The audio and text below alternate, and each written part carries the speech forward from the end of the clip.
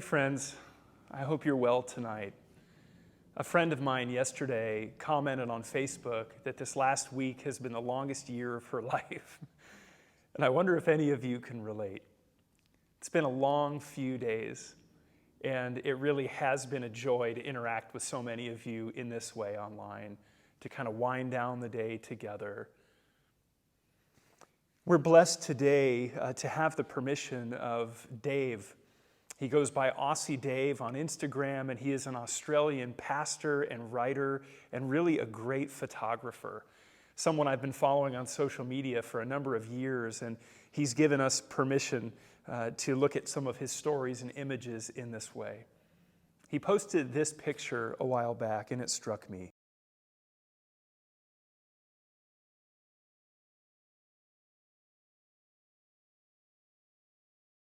This is Nima. I met Nima at a school in Tanzania. The first thing I noticed about Nima was not her incredible eyes, it was her generous spirit.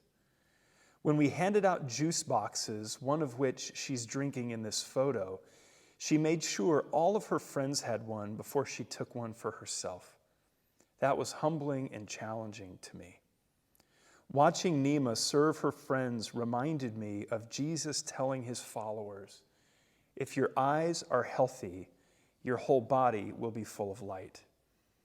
When he said this, Jesus wasn't giving his audience medical advice about their vision. You see, to the Jews of the Bible, someone who had a good eye, which is ayin tova in Hebrew, was a person who had a reputation for looking out for the needs of others and being generous.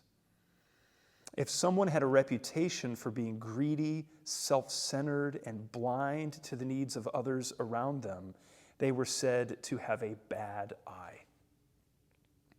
In fact, there was a Jewish saying at the time, "Whoever has a good eye, ayin tova, a humble spirit, and a modest soul, is a disciple of Abraham our father, who enjoys this world and inherits the world to come."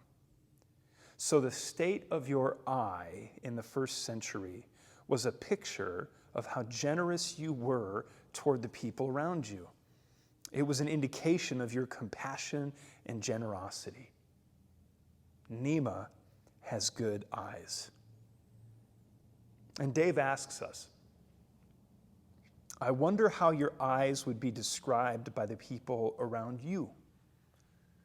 Would your friends, family, teammates, or coworkers say that you had ayin tova? Do you have a reputation for serving the people around you and for being compassionate to people in need? Today, I'm praying that God will give you an opportunity to improve the health of your eyes. And he ends quoting Matthew 6:22, "If the eyes are healthy, your whole body will be full of light." Now, it's interesting to me how much our eyes can tell others about us. And maybe this is totally unrelated, but I've been pretty tired today. When I stopped to look in the mirror, I remembered my dad saying to me as a little boy, "Somebody looks sleepy." You know, he might have frustrated me at the time because I didn't want to nap, I didn't want to slow down or something, but when I think back on it, it was really a moment of connection. He was showing me love. As an aside, I'll also say that the more tired I get, the less my eyes are good, by Dave's definition today. I don't know about you in these days of being tired.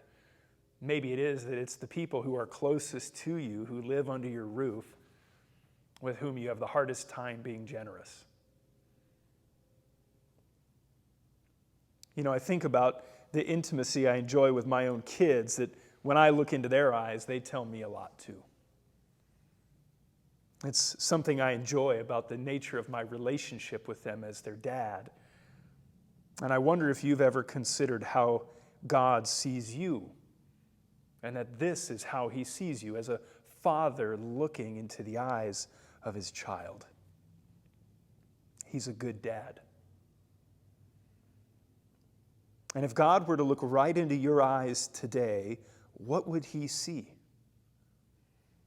Would he embrace you? Would he tell you to rest? Would he challenge the things your eyes have been focused on and invite you to look at something better? You know, when Jesus teaches us to pray, he starts by reminding us that God is Father. And I don't think that's an accident.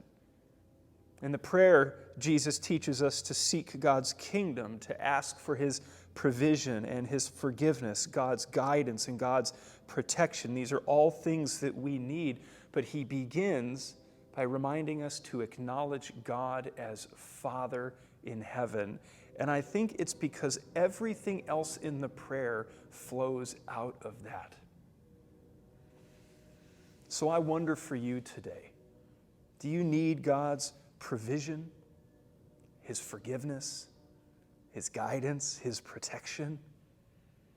Do you need to seek his kingdom above your own little kingdom you've been building? I don't know.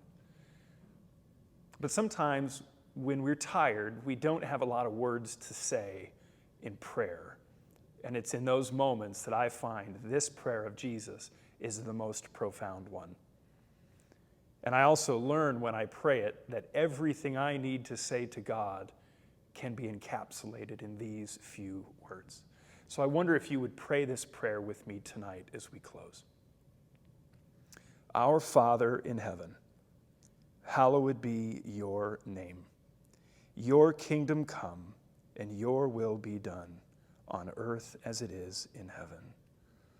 Give us today our daily bread, and forgive us our debts as we also have forgiven our debtors. And lead us not into temptation, but deliver us from evil. For yours is the kingdom, and the power, and the glory forever. Amen. Friends, I'll see you tomorrow.